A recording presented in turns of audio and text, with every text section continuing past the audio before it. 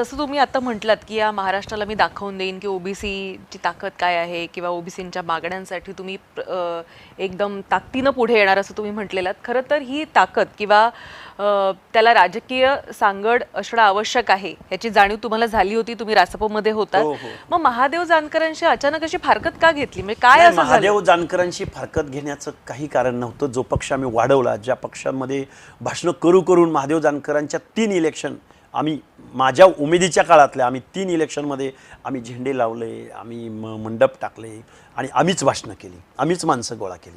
त्यावेळी वाहनं नव्हती, मोबाईल नव्हती. अशा कालावधीमध्ये महादेव जानकर साहेब ज्यावेळी सत्तेमध्ये गेले आणि मूळ मुद्द्यांपासून आम्हाला थोडंसं काही गोष्टी आवडल्या नाहीत, तेव्हापासून मग आम्ही एक सामाजिक न्यायाच्या भूमिकेमध्ये आलो.